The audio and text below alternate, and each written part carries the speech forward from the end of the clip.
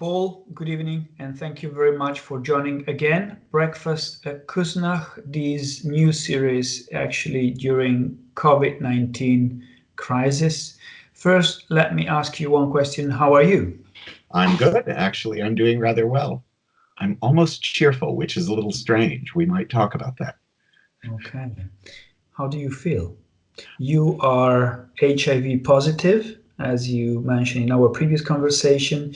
Being HIV positive nowadays is being in a risk group. How do you feel and how do you feel about it? I feel physically fine. As you know, I've told you this, the last few years, I made a mistake with my medications about 3 or 4 years ago. I've been on more toxic medications and frequently felt mildly ill, not terribly so. These days I'm fine, really, totally fine. 63-year-old, no problems. The whole question of what it means to be, the UK, of course, only started warning people very late. And there have been bursts of people online saying, does it matter if I'm HIV positive? How about AIDS? What does this mean? What do I do? There are ways that these are completely separate, but sort of related. I know that for my health condition, as I understand it, I was curious. I wanted to talk to my doctor about this, but haven't gotten a chance to really go over this again. I, of course, take medications as I've done for, can it be 20 to 25 years, which maintain the immune system. But in HIV, the medications don't completely repress the virus. They can't.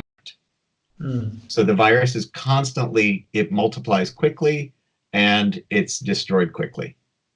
So there's constantly this sort of battle going on. At least about 20 years ago, those medications, that was true. I'm not sure the current ones are as bad, but it meant that as bad. Well, that was all they could do. That was what was available. So it's why they were saying we do age. As we get older, we're about 10 years older physically than our chronological age. So my doctor's response to that was, that hasn't been proved. Don't worry about that. So I do have this sense that, 63, but probably physically a bit more beaten up than that. And certainly people in the HIV groups here in Newcastle and the people who are HIV positive online will worry more or worry less. I'm not sure people with HIV are more worried in the crisis. Certainly the government has classified us as, oh yes, you're like older people who have maybe lung problems, this sort of thing. So it's an interesting thing. We get, as it were, the benefit of it. And in the past few weeks, and you mentioned it, looking at the UK even, last night in Cardiff, there was a huge concert by a band. I don't remember the band. I don't want to make advertisement pro or contra. But there was a big concert with many people, while almost the entire world is in lockdown. Yesterday, India, 1.3 billion people went in lockdown. I don't even, my mind is not able to imagine how that could be. Of course, how that work? I've been very angry, perhaps is the right word, at Germany, at the German government saying, what are you doing? What are you waiting for? When you see what happened in Italy, what is happening in Spain, even France, Macron went into lockdown saying we are at war. Of course. But as soon as Merkel spoke, the Germans followed. Of course, you have the teenagers, you have the rebels, as also underlined with Murray last week. But Germany has a very low increase rate in either people infected and death.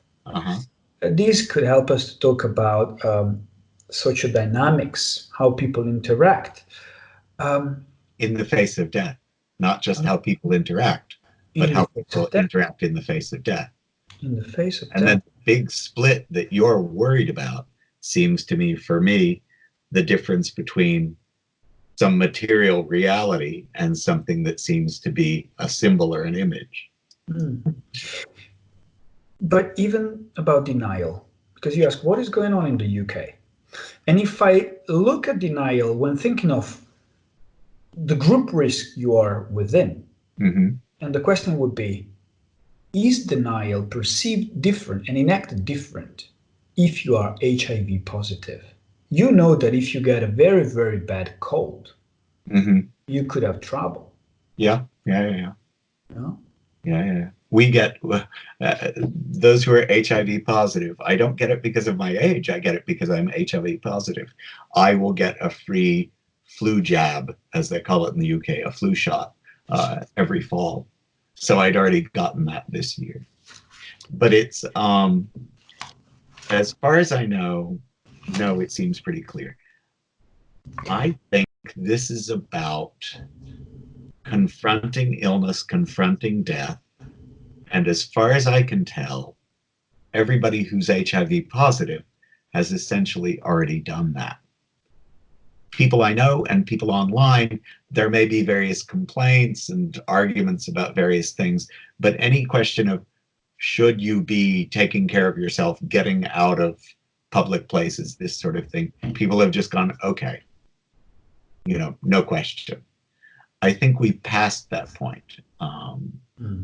Which is really the hard part, because this is fear of death, panic around death, right? Which is absolutely core here. There are these two enormous strands. There are probably about 10 enormous strands. You're also talking politics and things. I'm tended to think of these two things that I always think of around AIDS, but two things that are in the background are the inability to really grapple with ideas of death, especially for modern people living under relatively good health care with, no sort of deadly fast pandemic since the Spanish flu, which is 1918, 1920, right? And then the other thing will be, do they have a visceral sense that something's happening, or are they just being told?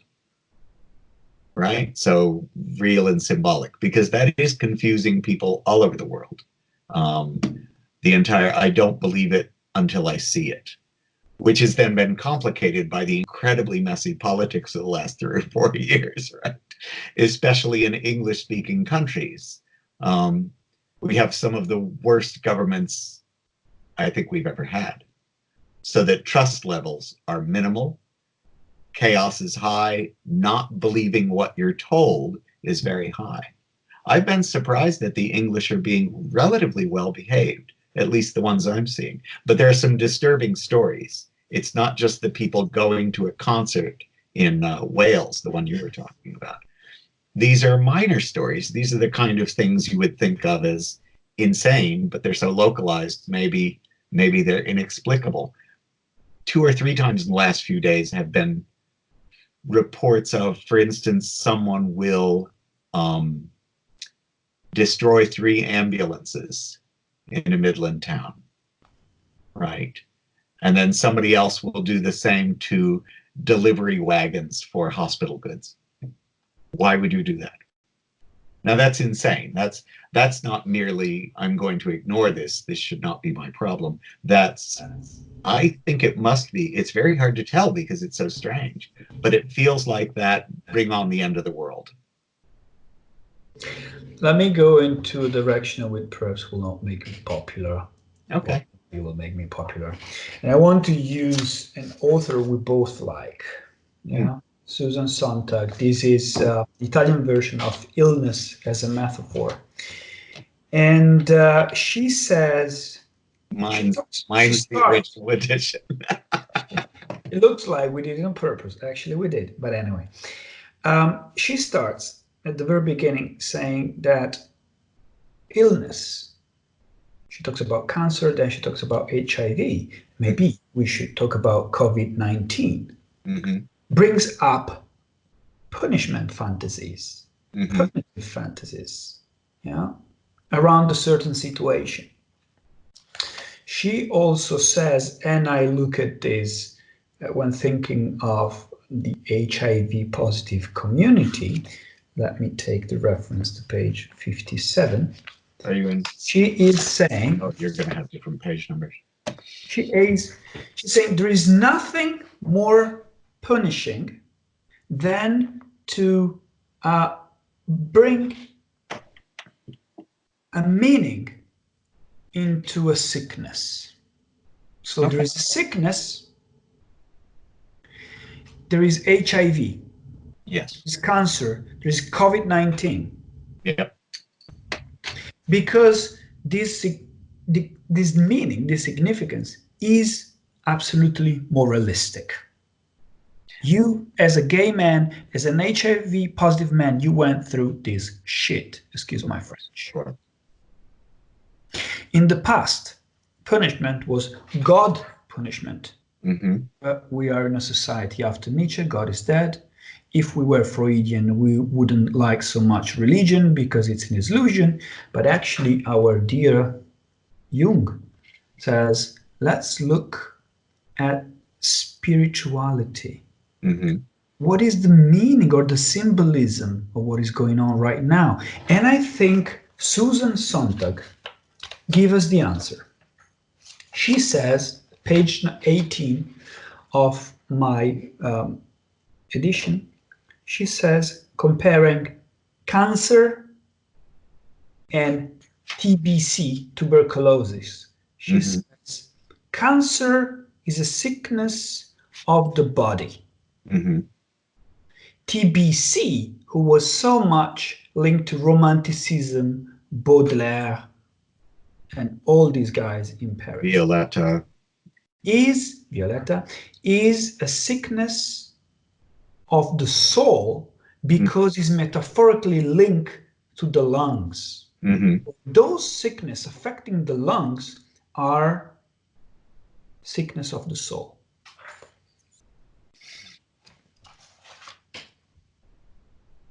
There are about 4 tricky directions here. Number 1, when Sontag is saying these things in the 80s and 90s, she'll first have cancer in the 80s, which is when she writes illness as metaphor. And she is defending herself brilliantly against the metaphor, against people going, why do you have it?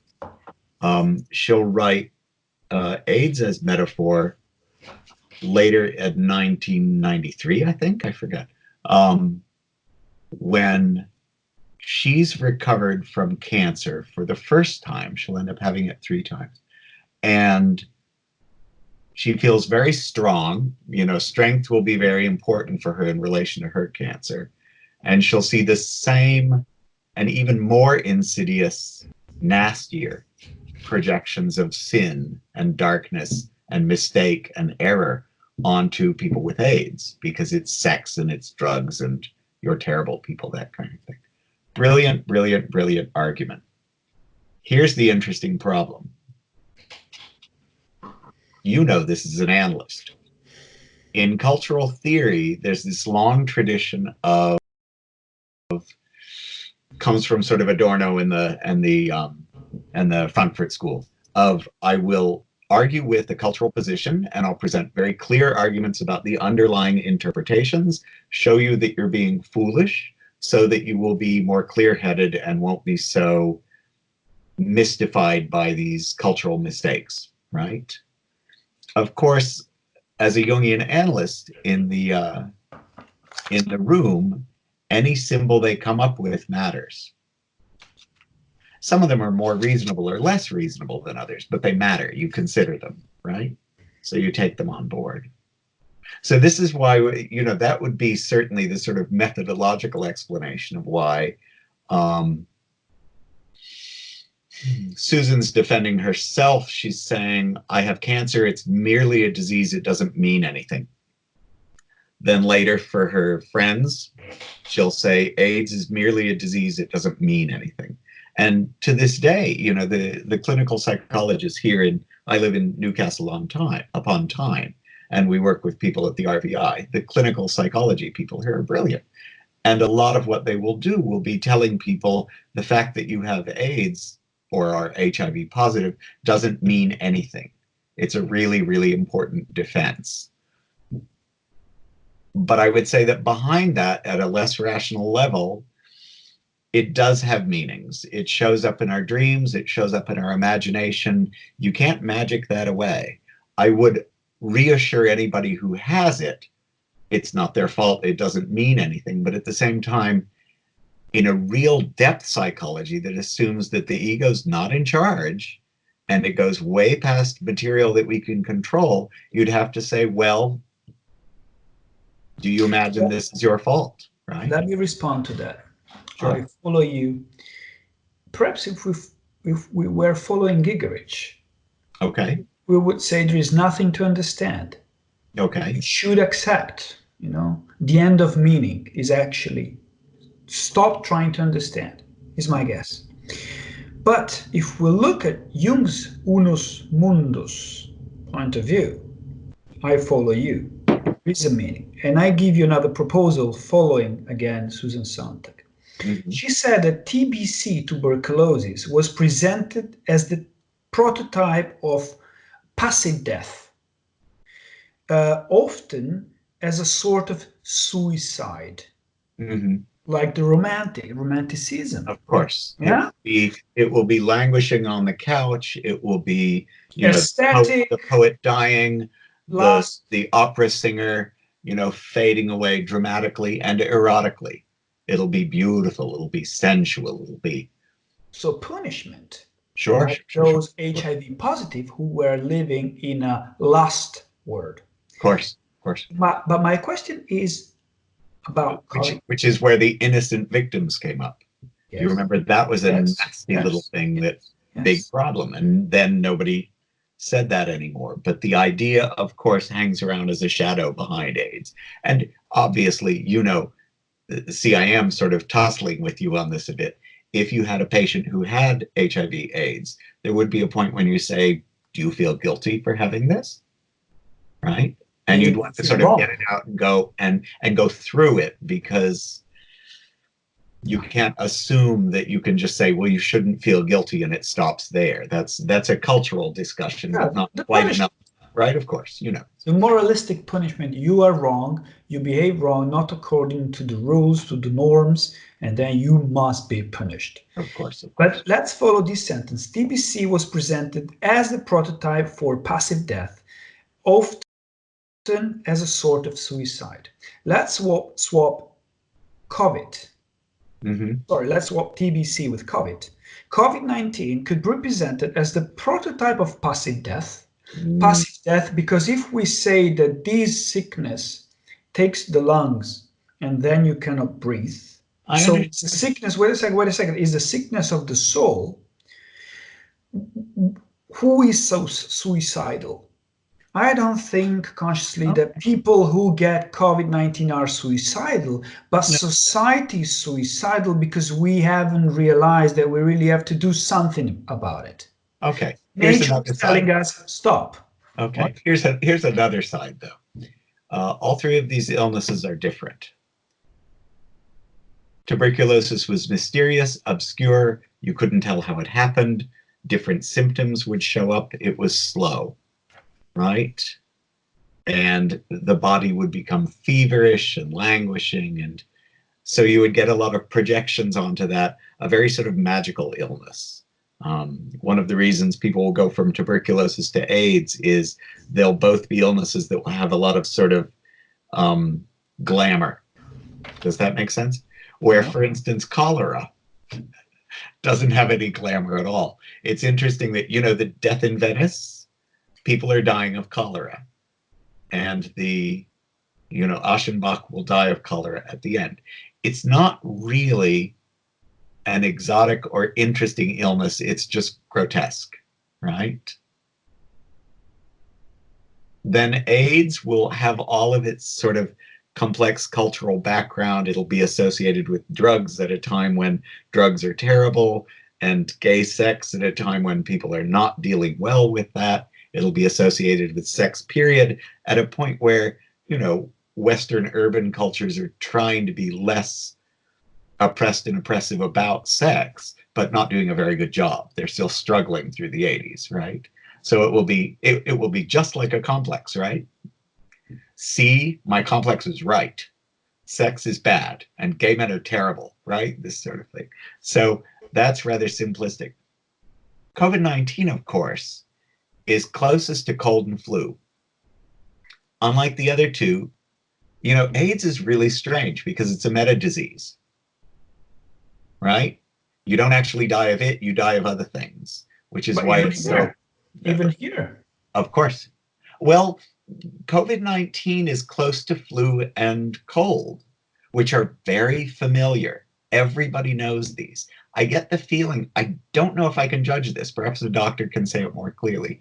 Wouldn't you say that a cold and flu are the most everyday illnesses there are? You have 2 children, you have a family. You completely expect this will happen all the time until it doesn't, right? You deal with it, you tell them, use a handkerchief. Don't rub your nose on your sleeve. Why are you coughing, right? I remember my father telling me I shouldn't cough so much. Go get a handkerchief. This is the familiar, homey, everyday illness transformed into something kind of awful. The lungs get too congested. That's the part we find frightening, right? It goes beyond the normal, but it's related to something very familiar. So it's at that level, these are all completely different. Does that make sense? It does. So the level where they do, the level where they are similar, at least for me, is the terror of death. And of course, the entire cluster of illness, fear, pardon me, here I'm coughing. So, for instance, the part that scares me, this is really interesting. As I said before, I'm relatively cheerful these days since it's now, the 25th of March. And because you saw these things, back in early March, we were already getting messages from Jungian colleagues in northern Italy, therapists and doctors, and they were very serious. And they said, take this seriously, which for me, at least, I think you were closer to this. You probably knew it a few days before I did, but probably somewhere. I was in Italy when when the outbreak was there. I am and was in contact with these colleagues with whom we created a support group for medical nurses, and all the hospital staff to give up psychological support. And I openly, in our forums and even privately, suggested people to stay home. Yes. And take these very seriously. You've been there, yes. And you know that we got messages from our colleagues, Monica and Antonio and other in North Italy, quite serious. Around that beginning of the month when you were already engaged in this professionally, I think the last day I was in town about a week ago, I got a phone call from Antonio, a colleague of ours who's a doctor and a Jungian analyst, Antonio Lanfranchi. And I was out in town and he said, do you have a mask? And no, what should I buy a mask? And he told me what mask. He told me this matters. He's a cardiologist. He's a doctor. So when he tells me, I listen, right? This sort of thing. So you knew these things a little in advance of me, but for me, between something like, I don't know, 5th and 8th of March, probably, I would take seriously what our colleagues were telling us, our colleagues and friends, right? So from then I did start to just avoid contact. And I did go into lockdown about a week earlier than the university here. But the resistance has been high, you know this. Absolutely. Absolutely. And I think some of it is, I don't believe it till I see it. And of course, some of it is, people have said, here's this virus, which is a flu or a cold. People do get very alert around the word virus ever since the 80s. But they also think, oh, this is like the flu. And then we say, well, it's fairly serious. And then they go, oh, should we do something? There's that very dark conversation that not many people have had, but our colleagues told us that the death is not a good one. It's not a good one. And I thank you for mentioning Antonio, And we should thank Antonio and all these medical doctors who are on the trench, on the front line. The news that are coming directly, not just through the news, are really terrible. Of course. Really, really terrible. This is because why this is hard. This is hard. And I think what I was leading to before was, because you were asking about me and my health, when I haven't been terribly worried. At an abstract level, it's not an abstract level. The terror of death is very important. And I think for me, this is a core issue. Not many people can quite get near that, but that's really the core of this. For me, it doesn't scare me so much. I kept thinking, I've been here, fine. If I'm gone in a month, I'd better update my will. And I don't know who's going to take all these books somewhere. But it doesn't shatter me, which is very interesting. But this is because you have integrity and you went in self-lockdown, I would say. No, I think it's because I've been doing death so long.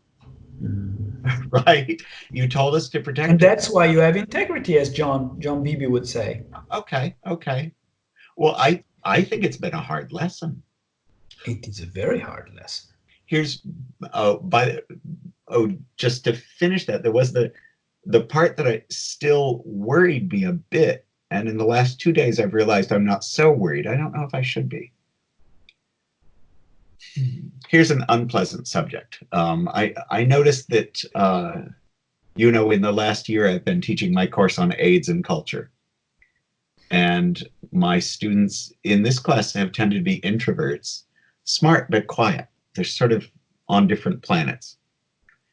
And several times this year, much more than ever before, I kept apologizing to them, saying, I'm not sure I want to show you this video or talk to you about this material. It's too dark. Interestingly, when we met this week, they were completely ready for the COVID-19 because they've been thinking about this. It's like, oh, yeah, okay, we get it.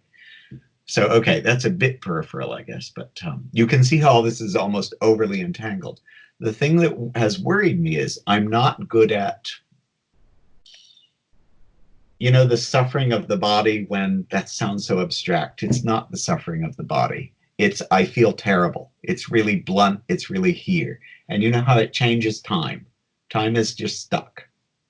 You don't get to go to imagination. You don't get to go anywhere. You're just stuck in the body and the suffering.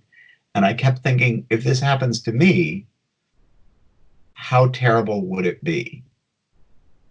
And you never know until it's happening. This is always a question around, Tibetan Buddhists who will meditate on death. It's like, I honestly think some of them meditating on death are really ready for it, and some of them aren't. And you won't know till you get there. Right? Our culture is not very good at this, but I was feeling the last couple of days, it may be a delusion of mine that even if I get ill and it's really painful and I die, I'm not sure it will reach a point where I think, this is so awful, I wish I'd never lived, or this is so awful, right? I'm not sure, but it feels like I would go, this is miserable, but okay, I've had a good life. Also a way to accept that the end will come in the way it will come. Yes. You can ask for these or that way. Living time. Let me go back to the symbolism. Okay. Now, again, following Sontag, we look at Novalis, who at the end of 1799, between 1799 and 1800, he said, perfect health is interesting only scientifically. What is really interesting is the sickness, because the sickness, Novalis says, belongs to the individualizing, if I translate it correctly. For us, Jungian, individualization is very important. Our own personal individualization, but also, individuation, but also the world, the mundus individuation. And to this I link someone else, Stendhal, Armand's, where the anxious mother is somehow reassured by the medical doctor, say, Octave, your daughter, in reality doesn't suffer of TBC, but she suffers of that melancholy, black bile, melancholy, insatisfaction, which is usual between the young people of her age and her condition. You know a little bit about my thesis, my PhD thesis, also the clinical work for my thesis at the Carl Gustav Jung Institute in Zurich is really about individualization, so the sociological becoming someone in a post-gender, post-nationality, post-religious society, which is a liquid society, where we lack Jung's individuation, really becoming ourselves. And in fact, Sontag asked the question, is TBC and melancholy, are TBC and melancholy? Tuberculosis, let's say. TBC will TBC, tuberculosis, and melancholy, sadness, synonyms? Also falling, what is suicidal in the world right now? Perhaps our chronic melancholy, never satisfied. I've been thinking these days, if Bauman said we live, or the epoch he described was about liquidity, so that from one job you go to another, from a partner you go to another, everything is liquid, so you don't go through the headache of a problem, because as soon as you have a problem, like Calvino said, you go to the other city which has no problem but the same entertainment. Well, aren't we now living in what one could call the all-you-can-eat society? All-you-can-eat restaurants are restaurant very cheap, $9.99. You can eat everything. They are about bulimia. Okay. The all-you-can-eat society is a bulimic society. In an enormous world, the fact that bad or toxic thing exists, does that mean that's the nature of the world? And remember that I spent the 80s and 90s doing way too much Adorno. So I absolutely get the argument. I wonder if it's true or if it's partial. It could be a paranoia. In other words, you can find examples, but are they the totality? I would question that. But then I would add, okay, I follow you. We are really having a nice conversation. But there are many who say, like they said about tuberculosis, maybe even HIV, any epoch has this kind of thing, that the sickness is an occasion to finally become good, become better. And this is for me really the illusion or the naive point looking at COVID-19. Oh, the world will be different, so different that what? Okay, look at 2008. What are your definitions of being good? In relation to AIDS, what are your definitions of being good? Okay. In relation to AIDS, there are probably many definitions, but the two big ones are, I shall behave better. I won't do drugs and have sex and, all this sort of thing. Or what I think a lot of people have really done is, well, individuation. You become more yourself. You get that the world doesn't give you everything. You get past the, this classic line of Kimberly Bergalis in the late 80s, one of the woman who was infected by her dentist. And she said, I'm a good person. This shouldn't happen to me. We realized that that's just nonsense. That doesn't mean anything at all, right? This is exactly where I wanted to get. Yeah. No, because and I think Jungian... And Sontag is saying something similar. She is saying it somewhat defensively and brilliantly and assertively. She knows she can win because she really is smarter and more powerful than any of us, right? It's a bit like reading Gigerich. But then the question is that always true? Because Sontag will run into trouble, as I've told you, a lot of trouble later. So... But because otherwise one could really get off the track and say those that get sick are only those, or those that die are only those that want to die. Yeah, with Grodek.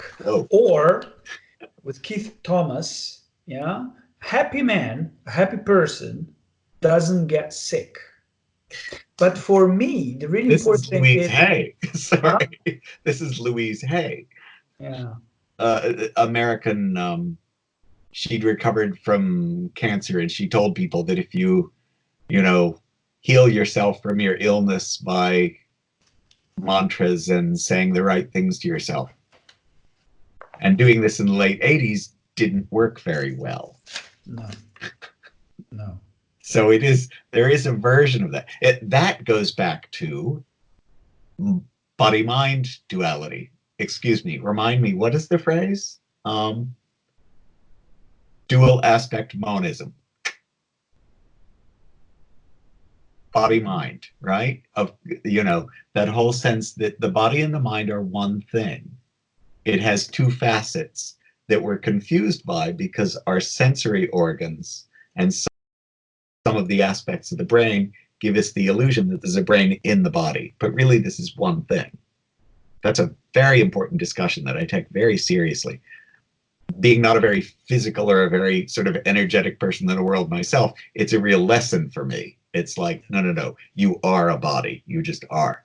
Now, of course, psychosomatics and the entire world of I can cure myself, there's a long history. I don't know if you have this. A fair chunk of the people who see me as patients are sort of yoga, alternative therapy, a lot of dear friends associated with that, this kind of thing. And there are times when you'll be thinking, if I have the right beliefs and have no anxieties, my body will be cured. It's like, well, good luck. And it's good luck because if this is one thing, that doesn't tell you that the ego can give directions for the entire mind and the entire body and simply say, now I will cure it. The ego just isn't that big a deal. And it's a bit of an inflation. Of course. The ego is now in charge. I'll make myself cured. So that, I think, is that stuff, right? I was listening to the BBC the other day on my way to work, and they were talking about the Spanish flu. So exactly 100 years ago. I was reading about this the other day. The word Europe was at war, so the Spanish were not at war. They were the only one who could count how many dead people the Spanish flu made. Mm-hmm. And there was someone, an archbishop, I don't know from where, who said, don't do social isolation. Come to church, pray, and kiss Corpus Christi. That city where this foolish archbishop said what he said was actually the city with the highest number of deaths. Of course. So 100 years after, we have to be reminded that science is very important, and other things are not. Let me go on. When you say science is very important and other things are not, remember, science is going to have a fairly logical, deductive approach to this illness. And we do have a lot of government instructions that get a little complex. Now, that any scientist is smart enough to know that it's not certain and it won't happen in every case. But when you communicate that to a public audience, people will then say, oh, so you don't know. They don't hear the detail of it, right? And the other problem is when we do get our logical, rational instructions of what to do to take care of this virus, behind that will still be chaotic emotion and chaotic reactions.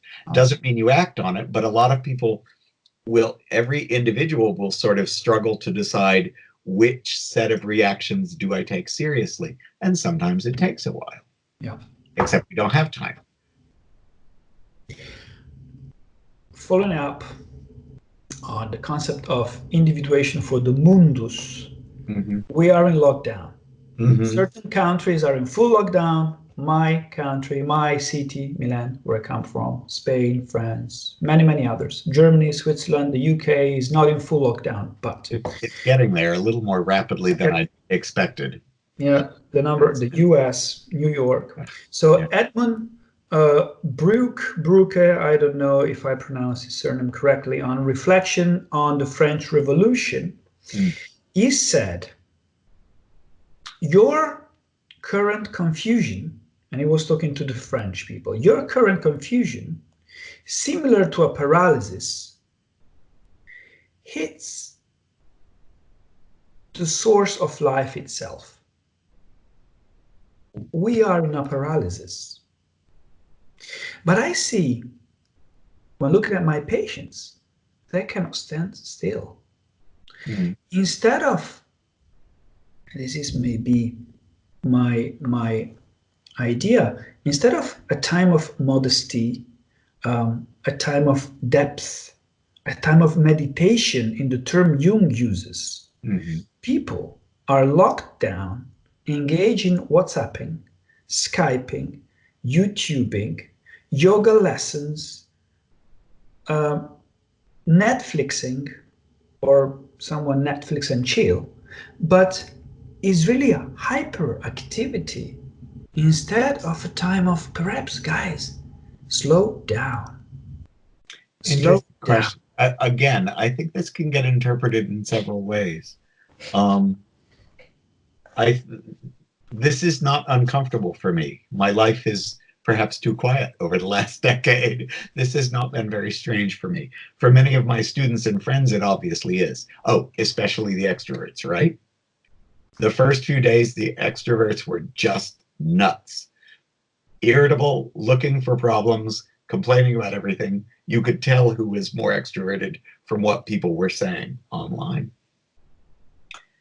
Some of my students have been playing music and even recording songs, complaining about being in lockdown, but with a smile. It's a bit of a joke, right? And I know that people are doing different activities, but they're not terribly. Some of them are care of the self, which I think is not such a bad thing, whatever Foucault says. Some of them tend to be creative. Some of them tend to be depressed. A lot of them seem to be having fun.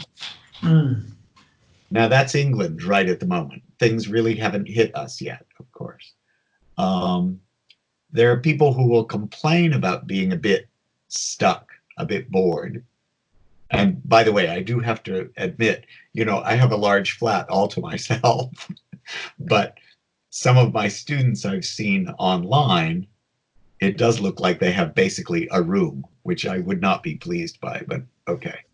I don't know. They don't look as though they're in bad shape. This is perhaps what you said before. The threat is not there. Yes. It's like being at war when the US was at war, but war was in Europe, was in Japan. It's not a real threat. Listen, we have to be really, really serious about this. When this started in China, I think the majority said, oh, it's so far away. It's like 10 years ago with SARS. It will never get here. But there is a big difference. I don't remember the number correctly, but 10 years ago when the SARS crisis happened, there were only few millions people or few millions Chinese flying around the globe. Now there are like 10 times more.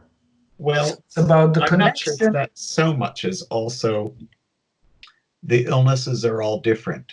This one moves fast. That's one of the problems. This one literally moves through a population more quickly, and also it takes a while for symptoms to show up. Up to 30 days. That's one of the problems, that it keeps going through a population before anybody gets sick. So I think that's been more confusing, that those problems didn't come up with SARS. Every one of these are a bit different, and it, as I say, at one end, it's all about the fear of illness and death, which is the same for all these things. At the other end, you'll have these different experiences which will change the way people manage it, almost at the ego level. Does that make sense? So maybe the ego is busy with the details of each illness, where at a deeper level, there's the panic that's further down, further away, modifying behavior in parallel ways. Does that make more sense?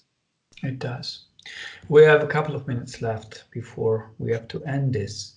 And maybe we can really try to, we were talking about meaning. Yes. And for me, the meaning of what is going on is really the shift, the move from outside to inside. Okay. from entertainment society, the bulimic society, all-you-can-eat society, into something else. Maybe because I'm in my early 40s, so in what Kast, Stein, all is called the midlife crisis, which is really the shift from the persona, from what society taught you, what your family taught you, what you got into perhaps the self, from ego to self, to know more about yourself. So individuation. By the way, you'll pardon me. You know, I've known you a few years. As you were saying that, it felt like it was happening. So thank you. You're doing amazingly. Excuse me. That's not meant to be patronizing, but it just felt. I think we should take this out now. Well, it's like, you know, when you're facing a patient and something amazing happens in the room and you point it out, as one should, because in the real world, we don't often enough. When something amazing happens, we rarely say, I just saw this happen. No. Does that make sense? That's a bit of a distraction from what you're saying. You'll excuse me. No. Let me look for something. I wanted to look for something. By the way, I have an important image of mine to bring in, but yes. Today, someone on Facebook posted pandemic crisis, environmental crisis, work crisis, welfare crisis, human relationship crisis, psychic crisis. And then this person added a sentence from Antonio Gramsci from Quaderni dal Carcere, notebooks from the prison. And he said, crisis consists in the fact that the old dies and the new can be born, Yes. Yes. But in this interreign, in this time, Interregnum. in this interregnum, many things happen. And then this man made a comment saying, but how long crises are?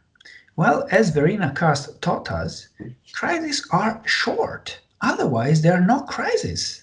Is depression is something else, the Great Depression of the 30s. So let's be very clear. A crisis is as a start and as an end. If we keep saying crises are years long, then we become like the Italians, including myself. We find excuses to not face that the new has come. Okay, all right.